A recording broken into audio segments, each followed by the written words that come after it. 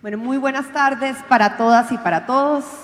Estoy muy contenta de estar acompañándolos en el día de hoy, sobre todo que cuando me invitaron, señora ministra, a este panel me llamó Catalina Sandoval, que además quiero felicitarla por todo el esfuerzo en este congreso y sí, un aplauso para ella.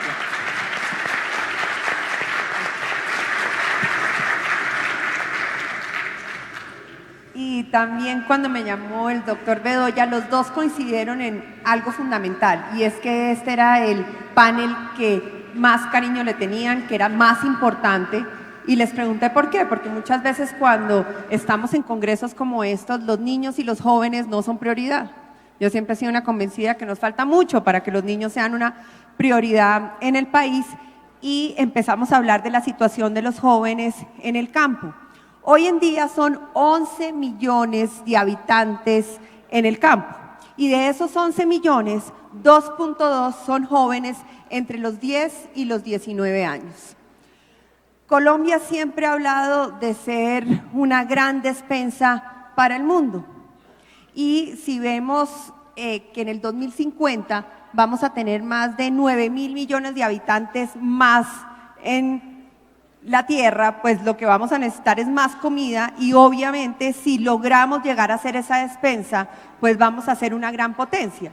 Pero lo triste es que llevamos años y años hablando de esto y no vemos que los avances sean suficientes.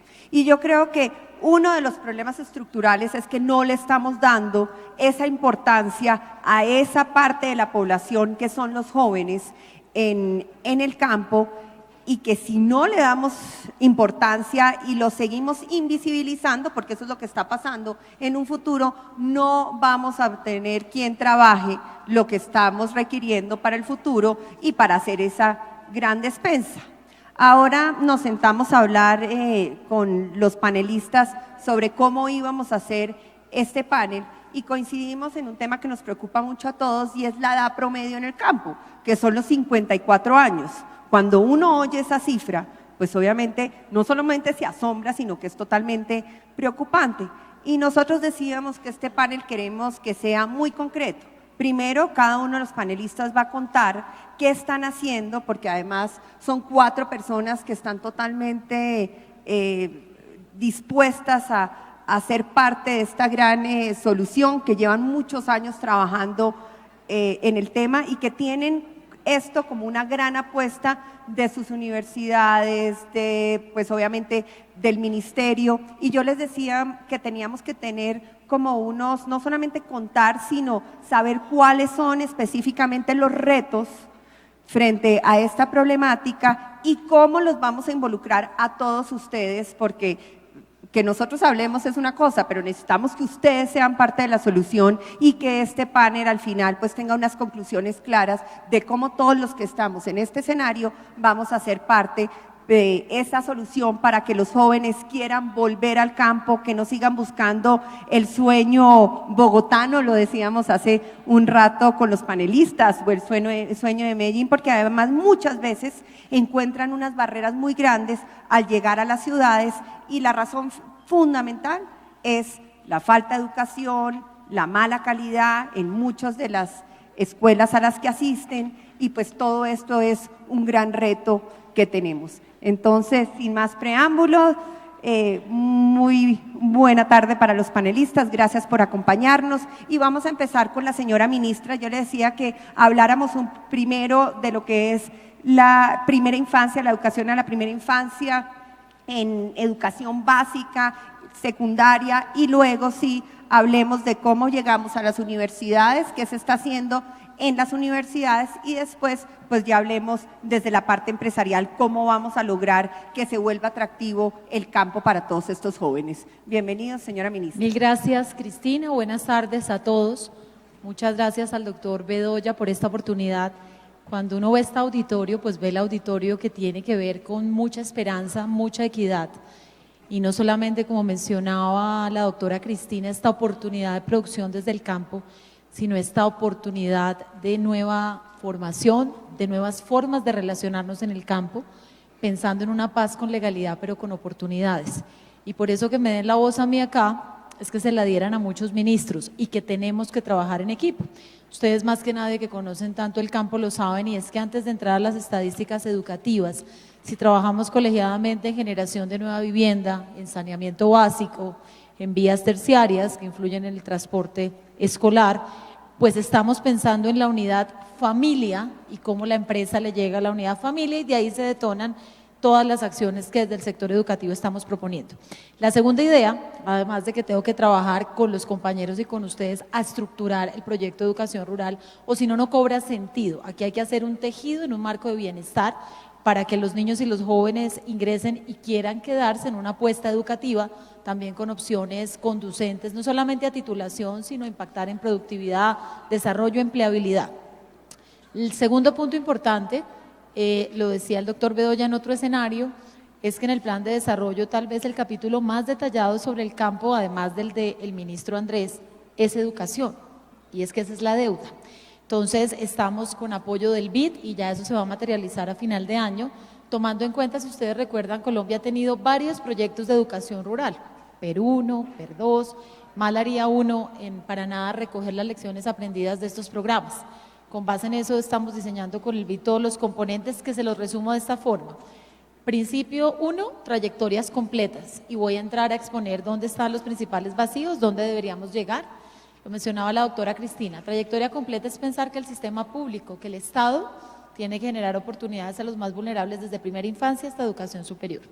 Si nos centramos en primera infancia, además todavía de tener bajas coberturas respecto a lo que uno anhelaría, pues viene inversión en infraestructura, trabajo coordinado con el ICBF y en general con la alta consejera de presidencia que viene liderando todos los temas de primera infancia. No solamente con un tema institucional o de infraestructura, sino también con un trabajo muy interesante de formación a los agentes educadores que resultan diferenciales dependiendo del modelo de atención que vayamos a llevar al campo para la primera infancia, que integre cuidado, pero que vaya más allá de cuidado. Si nos vamos a básica y media y años de escolaridad, hay una brecha enorme, ustedes la conocen, tenemos de promedio 6.12 años de escolaridad a nivel rural, 9.8 a nivel urbano, ahí la deuda está clara, y tenemos infraestructura de 60, 70 años. Entonces, para eso, ¿qué tiene el crédito, por ejemplo? Mejoramientos educativos. Hemos estado obsesionados los últimos años en colegio nuevo, en lote nuevo, que es necesario para hacer la transición a jornada única, pero hicimos una primera convocatoria que ya les puedo contar, donde participaron más de 400 municipios, asignamos mejoramientos a 500 instituciones y soñamos ver a un campo dignificando la infraestructura educativa, un campo con comedores escolares, un campo con aulas de preescolar, un campo con escenarios además lúdicos y culturales que complementen. Y allí sumo al proyecto de ruralidad las residencias escolares, y lo menciono para las empresas del campo que tienen presencia en departamentos como Putumayo, en departamentos como Amazonas. Ustedes saben que lo que se llamaba internado, que ya parece una palabra que no se usara, pues sigue vigente, hay casi 600 en el país. Los hemos llamado además, para que el nombre invite a otra cosa, residencias escolares, y no solo tienen una infraestructura súper obsoleta, sino que carecen de esta oferta también cultural y de capital social que le marcará la vida a estos niños en el campo, 11 meses compartiendo sin ninguna otra opción. Entonces lo menciono porque estamos buscando allí ayuda de todos los sectores, plata pública, plata privada, pero es como recomponer el ambiente en el que los niños del campo se desarrollan. Tuve la oportunidad de estar en Cauca la semana pasada, además de obviamente atendiendo las diversas coyunturas y poniéndonos al servicio, haciendo entrega de los primeros resultados de uno de los municipios PEDET. Y hablar de educación rural también es hablar de municipios PEDET en este marco de paz con legalidad.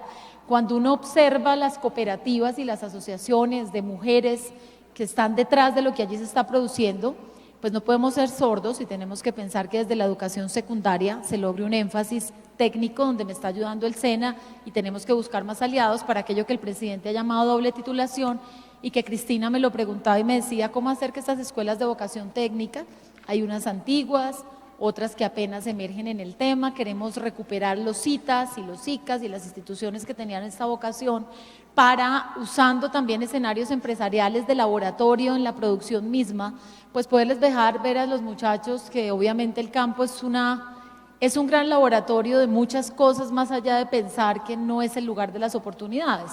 Y lo puede ser dependiendo de la buena sinergia que yo logre con la ministra de TIC en la implementación de la ley, y en eso estamos, porque también como hablo yo de modernidad, de innovación y demás si no hay conexión.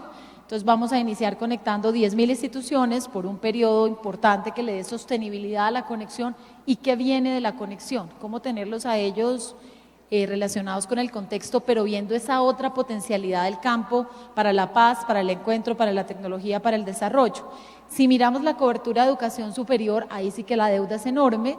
De los más de 2 millones de estudiantes en el sistema, pues el número es pequeño de los que están en el campo y están en zona rural dispersa y ciudades intermedias. Allí tenemos un nuevo programa, pero al cual buscamos sumarle muchos aliados, que se llama Generación E, que buscan el componente de equidad, que los estudiantes de menores ingresos puedan acceder a un programa, y a un programa que sea por ciclos, que sea contextual, que le dé opciones para desarrollarse laboralmente. Hay un lema del programa que dice que es una generación que se piensa distinto. La generación del campo también tiene que pensarse distinto, justamente para no ver como única salida la migración a las grandes ciudades. Y a todo esto, para ya ir terminando, pistas con respecto al programa de alimentación escolar, también tengo que tener un diseño especial para la ruralidad. No solo por las minutas y lo que debe ser el componente nutricional para los niños y los jóvenes, sino por los encadenamientos productivos que yo puedo mover alrededor del programa de alimentación escolar. Viene transporte. Hoy tenía varios alcaldes electos hablándome de lo difícil que era el transporte escolar, rural, para los niños, y es cierto, porque además el Ministerio de Transporte no tiene reglamentadas todas las modalidades. Estamos con la ministra Ángela en espera de noviembre, darle al país la noticia de que vamos también tejiendo alrededor de transporte escolar. Y cierro, maestros y directivos docentes, pues mucho que decir y mucho que apoyar. Tenemos maestros normalistas, tenemos maestros que han tenido la menor oportunidad de formarse en maestrías por los sitios donde están y por el tipo de programas. Y aquí que nos acompañan varios directivos de la educación superior muy destacados, pues con ellos también estamos buscando, y con los cambios que hicimos al sistema de calidad de educación superior, que podamos generar nuevos programas, desde el título, el diseño, las metodologías, o si no va a ser pues muy difícil llegar. Cierro entonces diciéndoles que hay un sector educativo a su servicio. Tenemos que trabajar en equipo, leer contexto y un concepto de bienestar ampliado para entender el proceso educativo y trabajar con muchos sectores, como se los dije anteriormente. Esta deuda social con el campo es también nuestra deuda con la paz, con legalidad, con devolver la institucionalidad para que los jóvenes que crean que es posible relacionarse distinto y aportar al contexto y al campo. Nos cuentan que el presidente de la República llega muy pronto, entonces tenemos que ser muy concretos en nuestras respuestas. Y Juan Luis, queremos saber, primero yo le preguntaba a la señora ministra, y fue uno de los temas de discusión cuando nos reunimos, es cómo hacemos para que esos colegios técnicos logren tener o se logren enganchar con la educación superior, con las universidades y con todos esos programas técnicos que van como el SENA. Entonces, ¿cómo están haciendo ustedes desde la EAFIT para lograr esto? Muchas gracias, Cristina. Muchas gracias a Jorge Enrique por esta invitación. Un saludo a la ministra y a mis compañeros de panel. La educación hace parte de un contexto y la educación depende de ese contexto. Entonces, respondiendo a la pregunta que nos hacen para este panel. Primero, cambiar los imaginarios del campo. Las carreras dependen en un 90% de los imaginarios que se tengan sobre el lugar o a donde se vaya a desempeñar. Lo veíamos en Colombia cuando no se podía circular por las vías de Colombia, las carreras de turismo se cayeron. Nosotros estuvimos a punto de cerrar nuestra carrera de geología porque nadie quería ir al campo donde lo secuestraban. Entonces, lo primero que todo es tener unos imaginarios del campo, y yo creo que eso es una labor de todos. Segundo, demostrar que el campo es un atractivo económico. La mejor atracción que se puede hacer sobre los jóvenes es demostrar el éxito de las empresas y de las industrias del campo. Ese es el mejor detonador, dijéramos, para motivar a los jóvenes a ir al campo. Las noticias sobre las empresas exitosas, sobre las exportaciones, etc. Lo otro es un imaginario también. El agro no es solamente en el campo. Yo contaba, por aquí debe estar Ricardo Jaramillo, que para mí es uno de los grandes empresarios del campo y es el fundador de Agrofuturo. ¿Y qué sería el campo sin Agrofuturo, por ejemplo? Lo otro es nosotros también, desde la universidad, volvernos atractivos. Hoy leía un artículo que me impactó mucho y decía que las universidades somos vestigios fósiles de la edad industrial, que nosotros tenemos que ponernos a tono. Ayer en el foro se hablaba de que la cuarta revolución industrial requiere necesariamente ese nuevo profesional. Yo creo que Colombia está en un drama muy grande y es que vamos a tenernos que saltar una revolución. Vamos a tener que pasar de la segunda a la cuarta sin haber pasado por la tercera. Y tenemos que hacer atractivo con todas las nuevas tecnologías, cómo impactan al campo. Nosotros no podemos seguir ofreciéndole las carreras tradicionales porque ese es el peor o es el gran desincentivo que podemos tener al campo. De manera que yo creo que hay un contexto que es el gran motivador. Hay un deber nuestro interno que es ser atractivos a través de programas que sean seductores para los jóvenes. Y hay que tener también una gran relación en todo el sistema educativo. Y una última cosa, hoy la educación no es solo para los jóvenes, hoy la educación es para toda la vida y la universidad tiene que adaptarse para todas las generaciones. Hoy los cambios de conocimiento, el año entrante, en el año 2020, según la Universidad de Stanford, la humanidad renovará su acervo de conocimientos cada 72 días. Es decir, que la frontera del conocimiento siempre se está moviendo y estamos condenados, afortunadamente, a estudiar por toda la vida. Germán, la UTCA siempre ha tenido esta como su apuesta primordial. Usted conoce lo que piensan los jóvenes en el campo. ¿Por qué se están yendo? ¿Y qué se puede hacer desde la academia y obviamente desde la educación superior para decirles quédense, que vale la pena y que es totalmente productivo, que puede ser totalmente productivo su vida en el campo? Sí, muchas gracias, Cristina. Con mucho gusto trato de resumir una respuesta a esa pregunta. Primero quería contextualizar la oferta de la Universidad Colombiana en lo que son programas de los ámbitos pecuarios y agrícolas, pero bueno, esa es información que se puede obtener fácilmente. Pero en la pregunta nosotros consideramos que la educación superior puede aportar muchas cosas a esta problemática del agro colombiano y las hemos categorizado. En primer término, todo lo relacionado con la cuarta revolución industrial.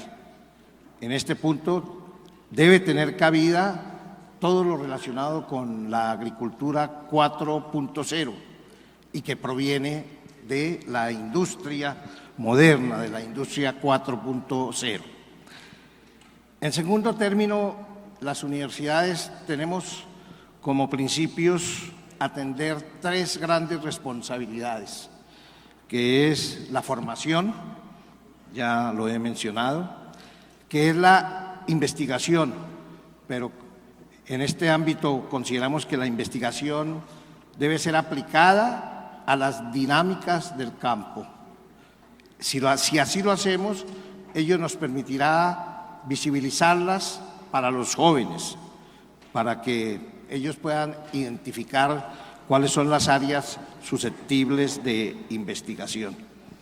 Y el otro tema Germán, es la extensión. Está a punto de entrar el presidente de la República, entonces Listo, tristemente tenemos que terminar el panel y darle la bienvenida al señor presidente. Quedamos convocados para el próximo. Hasta la próxima.